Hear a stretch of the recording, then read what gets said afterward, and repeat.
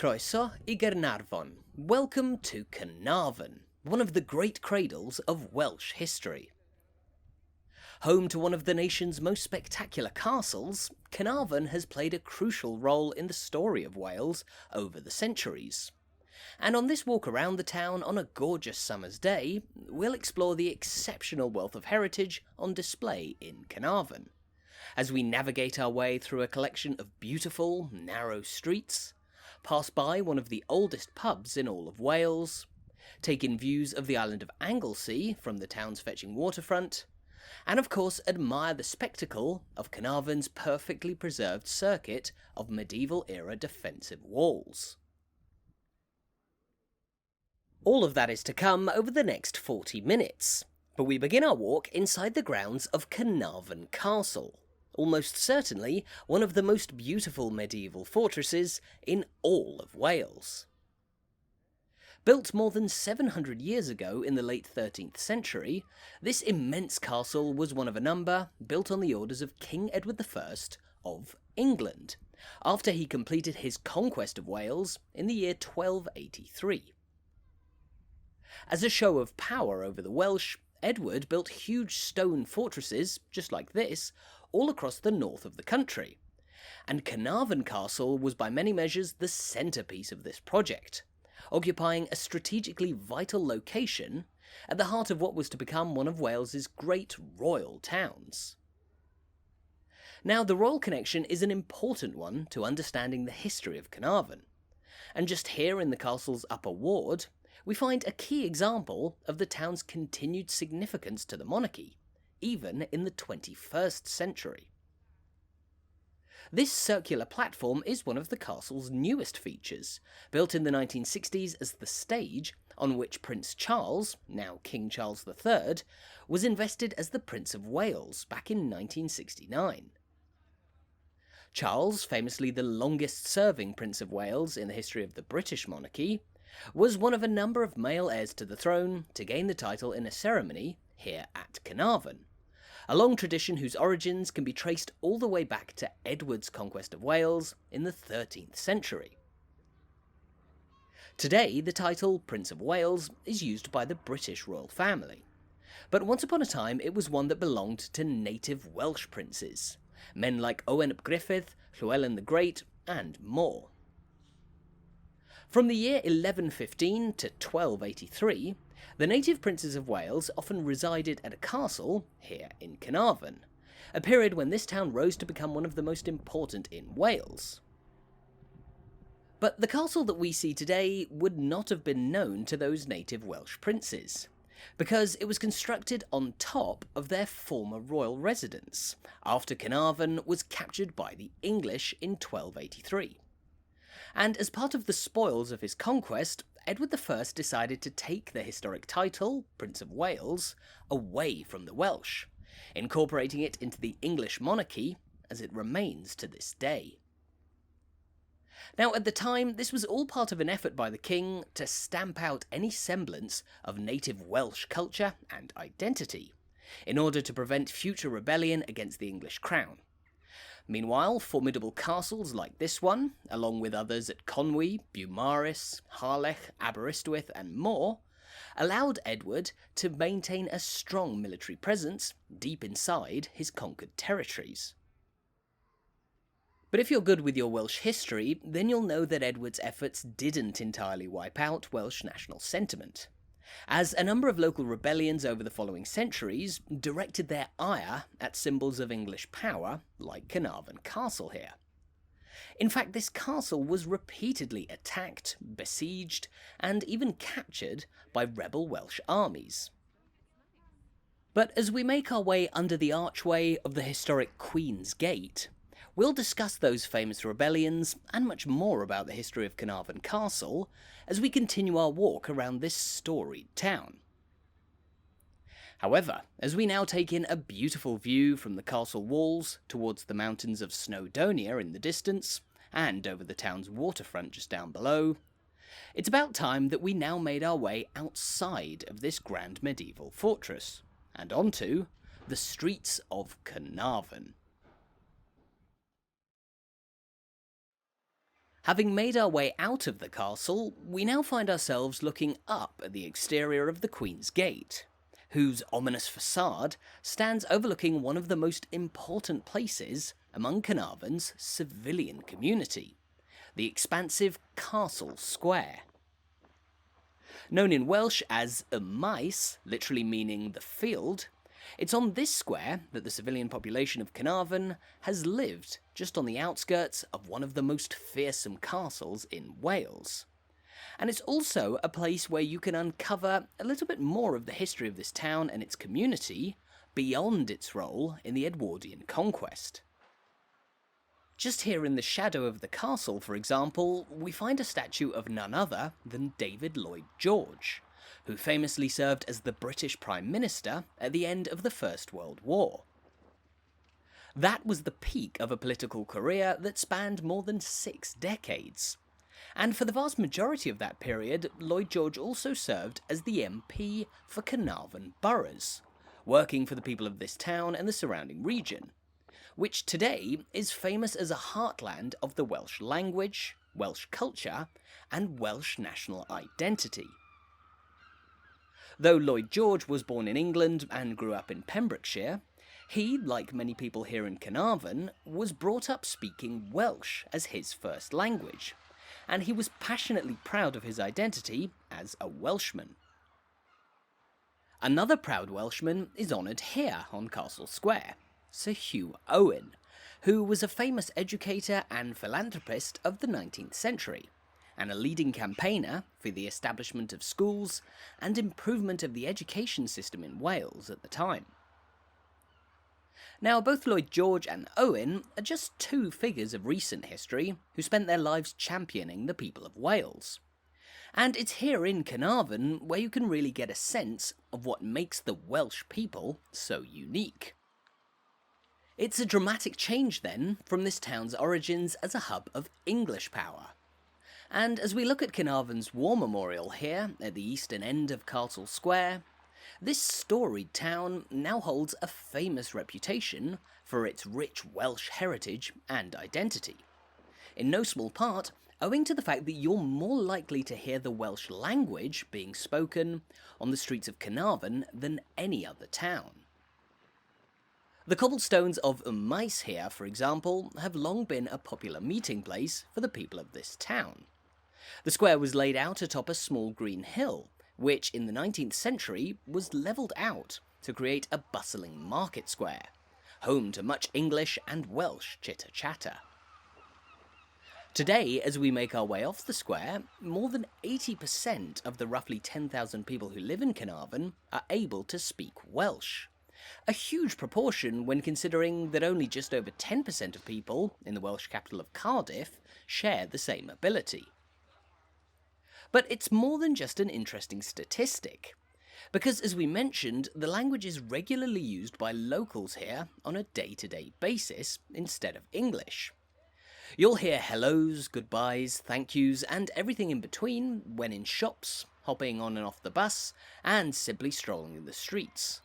And so as we continue our walk around the town, we'll make sure to pick up a few words and phrases to help us understand even more about the culture of Caernarfon, and of course, Wales more generally.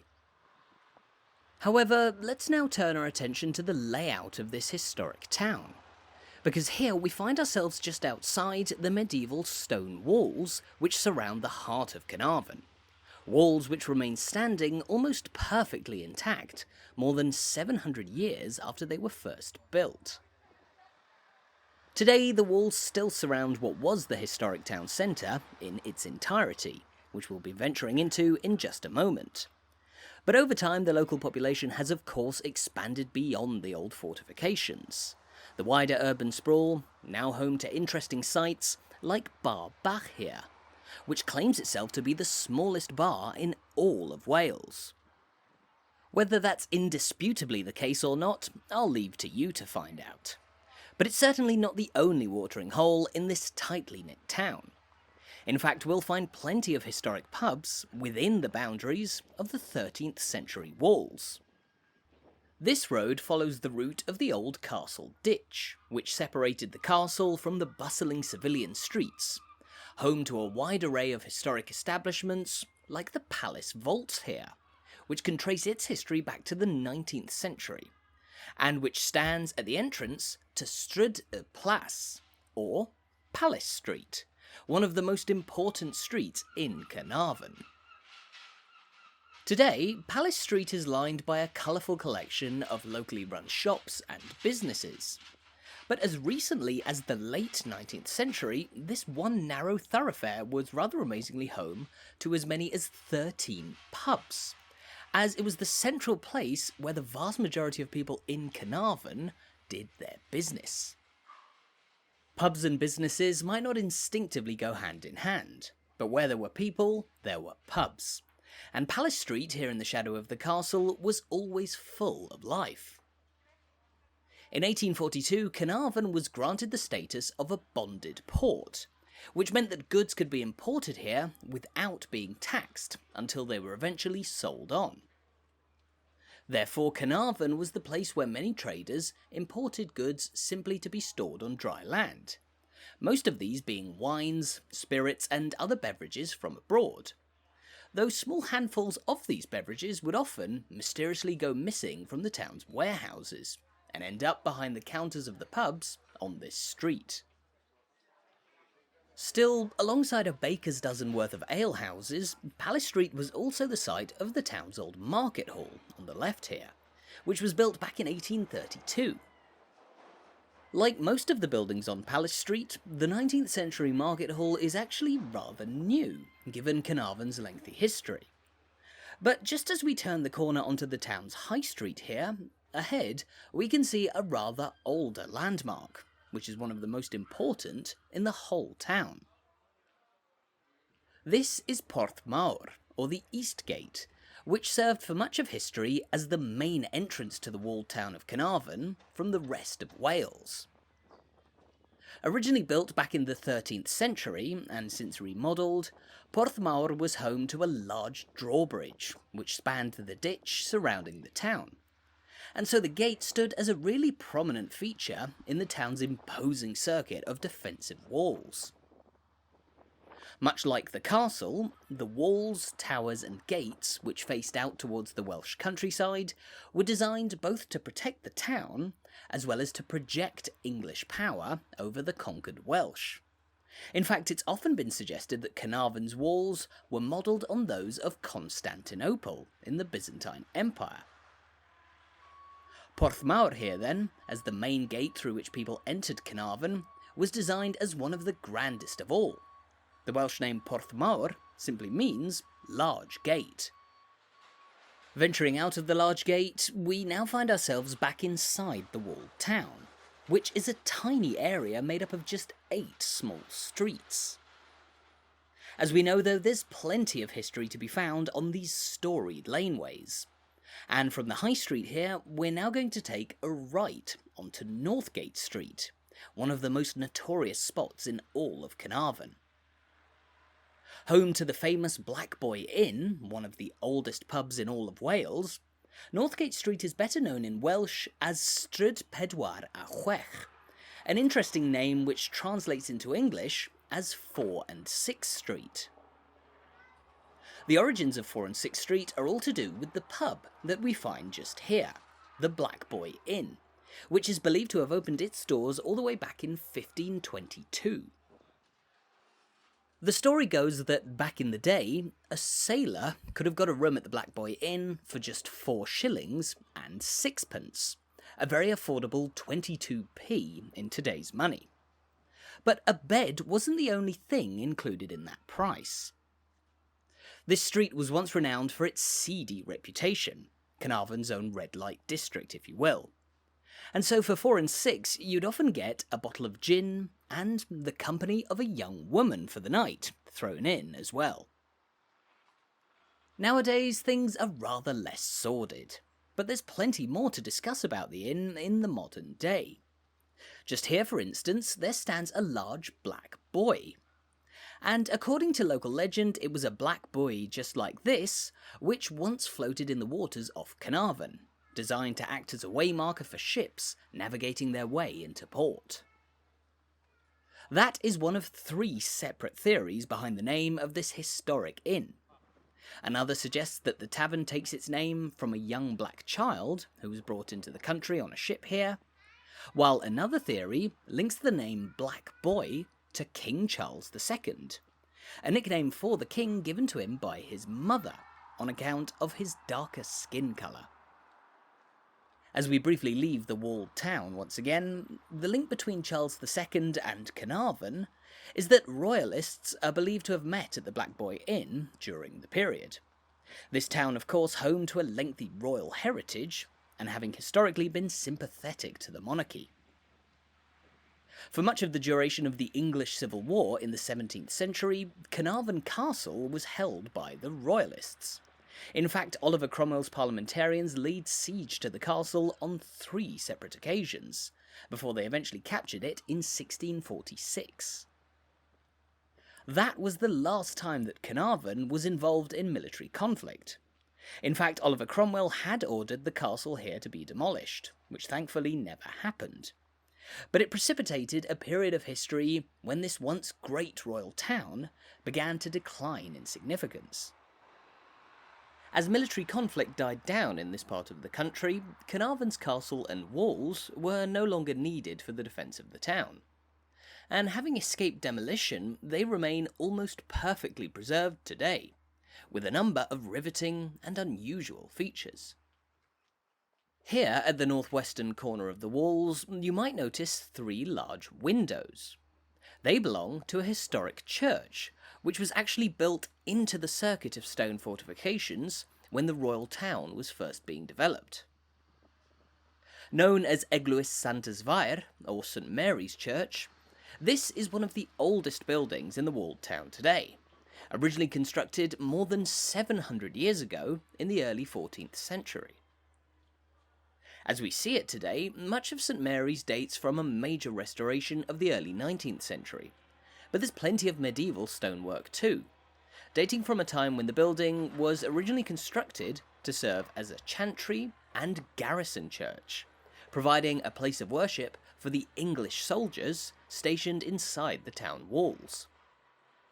Despite being more than 700 years old though, St Mary's is not the oldest church that you'll find in Caernarfon. That honour actually belongs to St Peblig's Church, located in Llanbeblig, just under a mile to the southeast of the walled town, and which can trace its history back nearly 1600 years, to the year 433 AD. As we make our way back out of the walls once again, we've spent much of our walk so far discussing Caernarfon's history since Edward I's conquest. But the truth is that Caernarfon has a much longer story, which gave the town great significance long before the English rocked up in the 13th century. Of course, you can't ignore Caernarfon's post-conquest history when you walk around the town today. While just here by the waterfront, you can also find examples of the town's later role as a thriving port. This marina, known as the Victoria Dock, constructed in the 1860s and 70s to facilitate the general trade of goods, separate from the busy trade of slate which took place on the other side of town, as we'll discuss later. Today, the Victoria Dock has been revived as a pleasant marina on Caernarfon's delightful waterfront.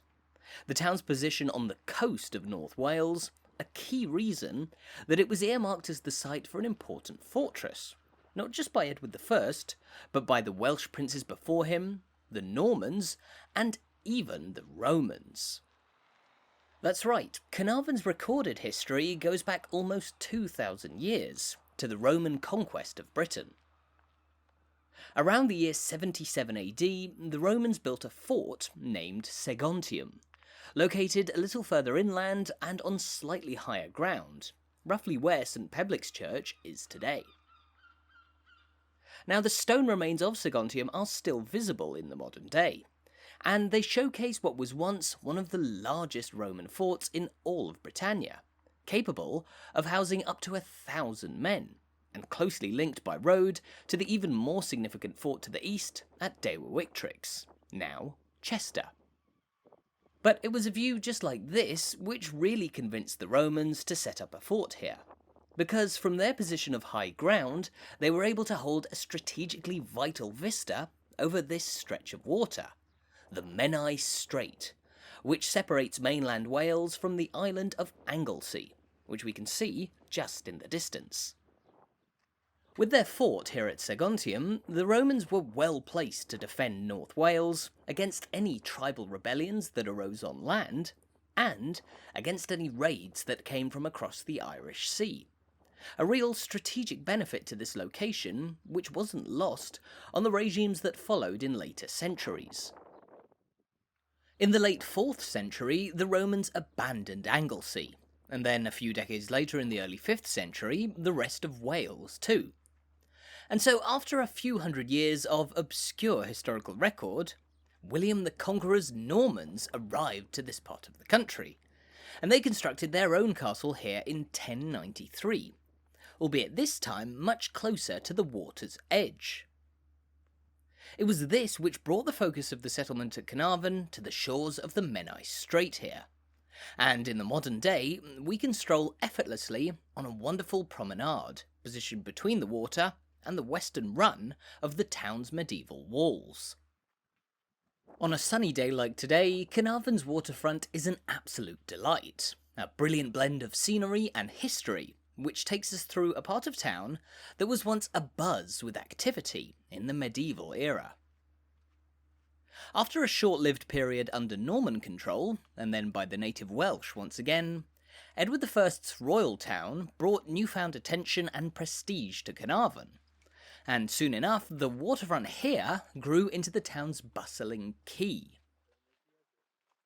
The grand walls overlooked a long and narrow row of wooden decks, which greeted ships carrying goods from far and wide. This wooden quay was short-lived, however, as it was destroyed by Madog ap Llywelyn during his revolt against the English in 1294. But a couple of decades later, in the 1310s, the quay was rebuilt in stone, and it served as the main venue of general trade in Caernarfon for much of the medieval period. Trade was crucial in maintaining Caernarfon's position as one of the region's leading urban centres. In the centuries before it became a bonded port, taxes levied on imports helped to pay for the upkeep of the royal town, including its castle, its walls, and its many gates. And just here we're walking back into the walled town through one of the most splendid gates in all of Caernarfon, the West Gate, or as it's known in Welsh, Porth Mawr.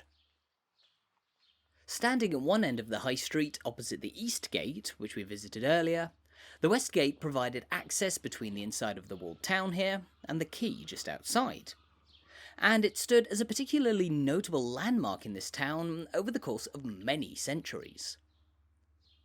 The Welsh name for the West Gate here, Porth Mawr, literally means the Golden Gate, and that name, which came about around the time of the 16th century, is suggested to have been coined as a reference to the wealth of the walled town that stood behind the gate. From the sea out in front of us, maritime traders would approach Caernarfon and immediately be struck by the towering castle, the grand stone walls, and large gateways like the West Gate, which once again reaffirmed this town's image as a powerful hub of English authority in Wales. This image wasn't just intended to suppress the Welsh, but also to be spread far and wide. And traders who came to Caernarfon from Ireland, elsewhere in Britain, and even mainland Europe would likely return to their homes with stories of this formidably guarded town. Caernarfon's fearsome medieval reputation was quite the force to be reckoned with, and as lovely as this waterfront promenade is in the modern day, you're never too far from some rather grisly history.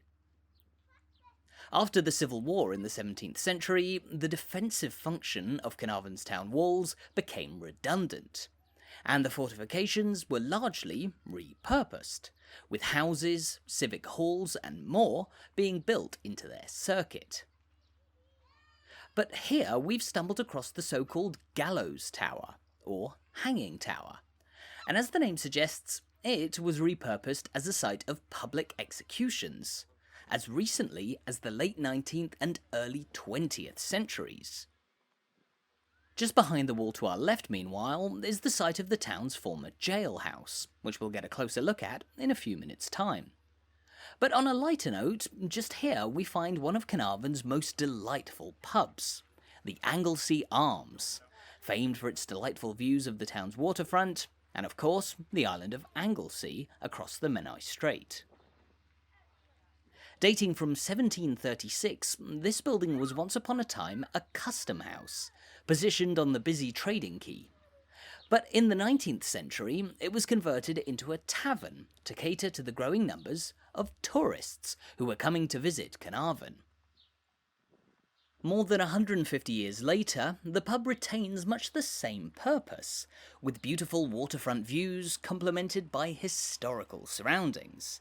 The Anglesey Arms standing in the shadow of this, the Eagle Tower of Caernarfon Castle. With the Welsh flag now flying proudly atop its imposing battlements, this is the tallest and by many measures most iconic tower at Caernarfon Castle, occupying a prominent position overlooking the mouth of the river Seiont here, which flows down from the mountains of Snowdonia to empty out into the Menai Strait just here. Control of the mouth of this river was vital to the various regimes which have controlled Caernarfon over time, even the Romans, who named their fort of Seigontium after this river. Today, the mouth of the River Seiont is spanned by this 1970s swing bridge, known as the Pont yr Aber, which opens periodically to allow boats to pass in and out of the river. That's important because just inside the mouth of the Seiont was the site of Caernarfon's historic Slate Quay, and today still a busy harbour, which stands in the shadow of the castle, and of course, Snowdon, which looms large in the far distance. While many people rightfully come to visit Caernarfon for its exceptional wealth of history, the town here also serves as a popular base for hikers tackling Wales's highest mountain, which is located just 10 miles from the site of Caernarfon Castle here. If you are visiting Caernarfon and fancy a day hiking up Snowdon, the mountain known as Yr Wyddfa in Welsh, then know that the peak is just a half-an-hour bus ride from the town centre here, with a popular tourist train allowing you to visit the summit with ease, while a more scenic walk up to the top might take a little longer, typically in the realm of 3 or 4 hours. The sights from Snowdon are just as impressive as the one we're taking in of Caernarfon Castle here, this grand 13th century tower known as the Well Tower, which stands imposingly overlooking Castle Ditch, and yet more fetching landmarks of the civilian town on the other side of the road. Built in 1863, this grand Victorian building is today home to an elegant restaurant and concert hall, but it was originally built as the County Hall of Caernarfonshire, the administrative centre of local government in northwest Wales for much of the 19th and 20th centuries.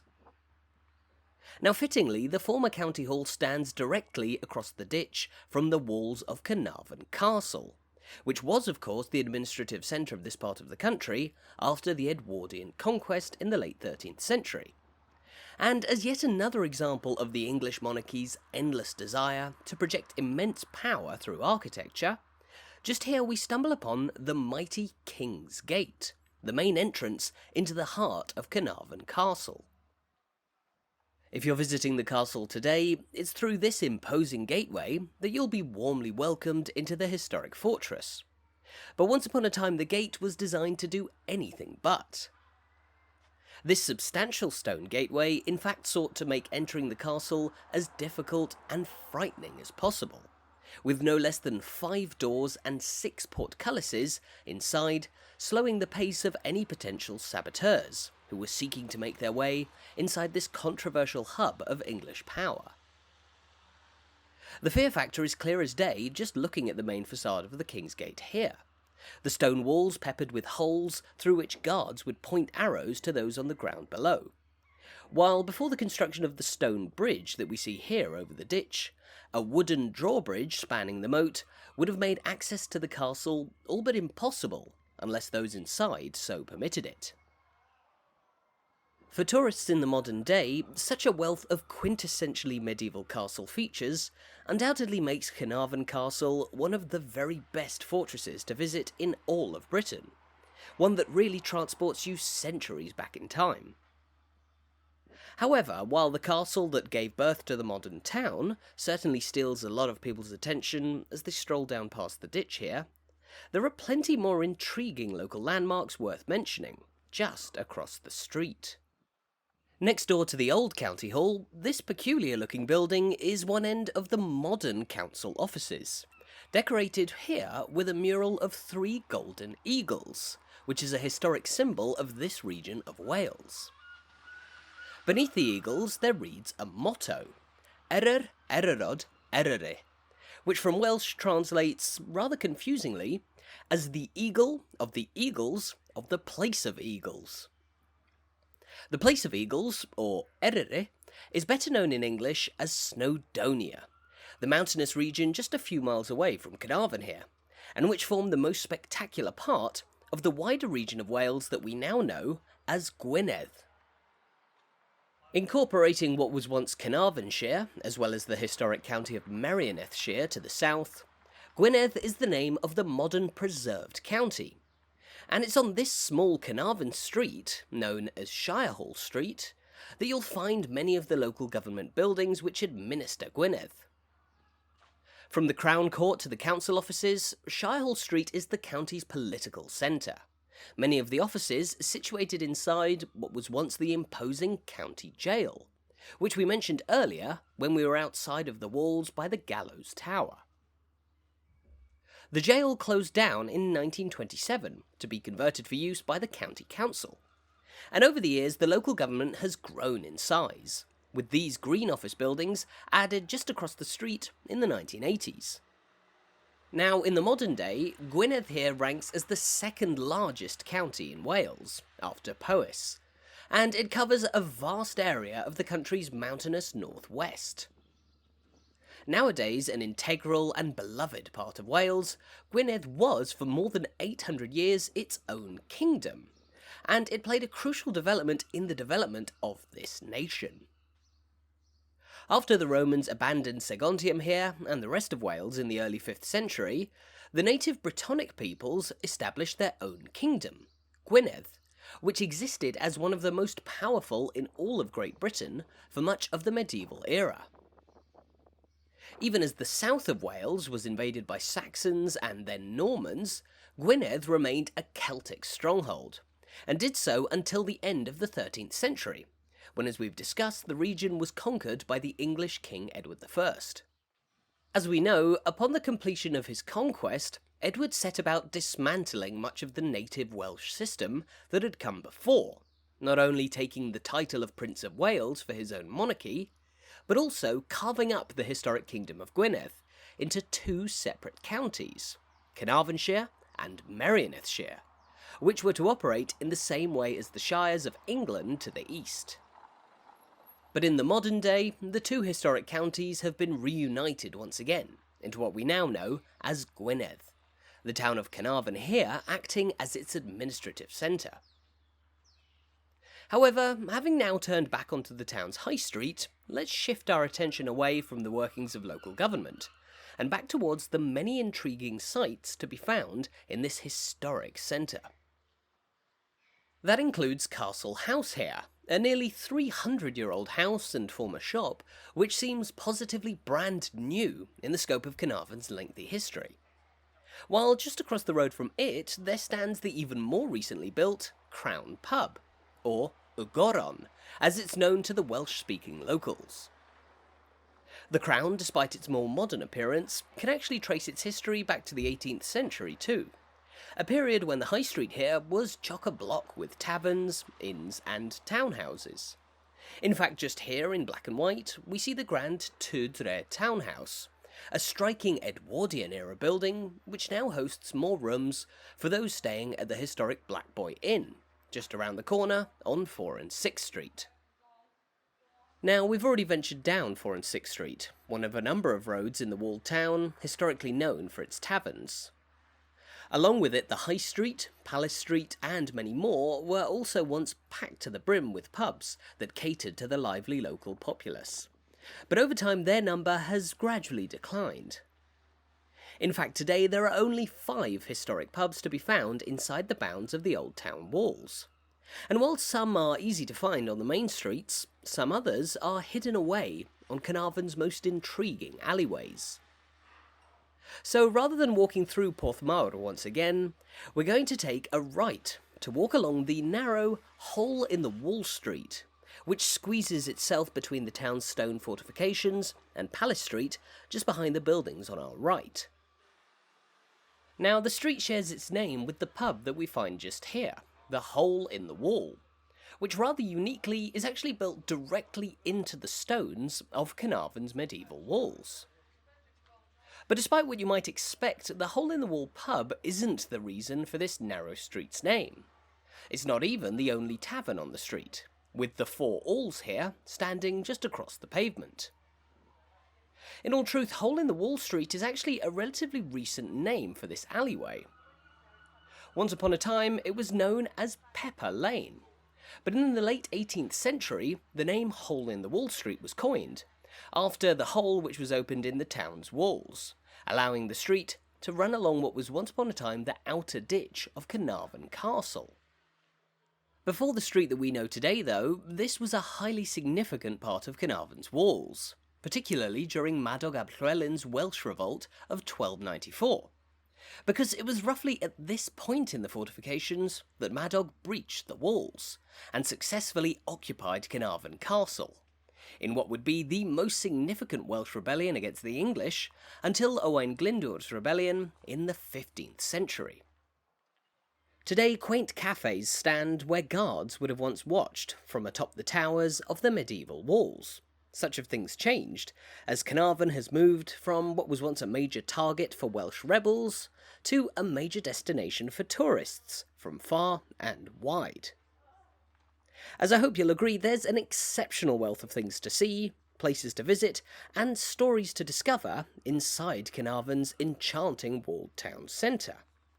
But having strolled back and forth along the town's maze of intriguing streets, we're now just a short way from reaching the end of our walk around this riveting cradle of Welsh history. The top of Hole in the Wall Street here leads back out towards the castle ditch, and the point where Caernarfon Castle overlooks the wide-open castle square, not too far from where we started our tour more than half an hour ago. But just before we finish up, we're going to walk past the eastern side of the castle once again, and down towards what was once upon a time the town's historic Slate Quay, which today offers some wonderful views of the castle, the river Seiont, and the mountains of Snowdonia in the far distance.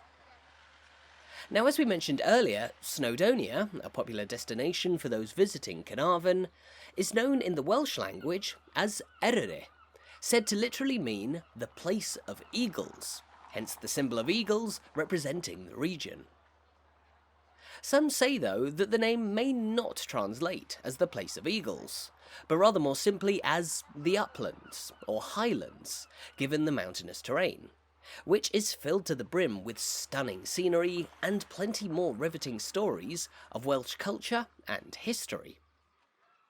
For example, Snowdon, the tallest mountain in Wales, is known as Yr Wyddfa in the Welsh language, and its Welsh name is a perfect example of the rich local culture which hides in plain sight, as it refers to a local legend dating back to the time of the mythical King Arthur. The story goes that Snowdon is where the body of a giant lies, slain by none other than the Brittonic King Arthur. The Welsh name for the mountain, Yr Wyddfa, is actually an abbreviation of Gwyddfa Rhita, which literally translates as Rita's cairn, referring to the fact that the mythological giant Rita is buried there. Today, around 500,000 people hike up Snowdon every year, so next time you're making your way up to its majestic summit, look out for signs of Rita, as you climb up the mound where she's said to lie. With all this talk of giants, Caernarfon Castle all of a sudden doesn't seem quite so big, but it still looms large over this open area of the town centre, which was once upon a time the site of the bustling Slate Quay. Today mostly used as a car park, the historic Slate Quay here can trace its origins back to the early 19th century, when exports of slate from the mountains were beginning to boom. The River Seiont here allowed slate mined in the heart of Snowdonia and the surrounding region to be transported directly down to Caernarfon here, from where it would be loaded onto larger ships that would head out to sea, and which would deliver the material to ports all over the UK. The slate trade continued in earnest on this part of the river for decades, well into the 20th century in fact.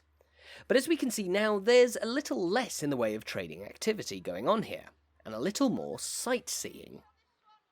In the shadow of the mighty medieval castle, day trippers park their cars before venturing into the captivating streets of this riveting town. But that's not all that you can do when you come for a visit to Caernarfon. Earlier, when we were walking along the promenade, just around the corner on the western face of the walls, we mentioned that the waters of the Menai Strait are also a destination in themselves. And in the summer months, you can actually take guided boat trips out into the water from the harbour here. Boat trips which will offer some beautiful views of the castle and walled town from afar, and if you're lucky, sightings of some of the local sea life, with seals and on rare occasions porpoises to be found beneath the surface. The Queen of the Sea cruise, which is departing just here, will offer all of that and more. But we'll have to leave it for another day, because it's here that we've reached the end of our walk around Caernarfon. Diolch yn fawr iawn. Thank you so much for watching this video. I hope you found it an interesting watch.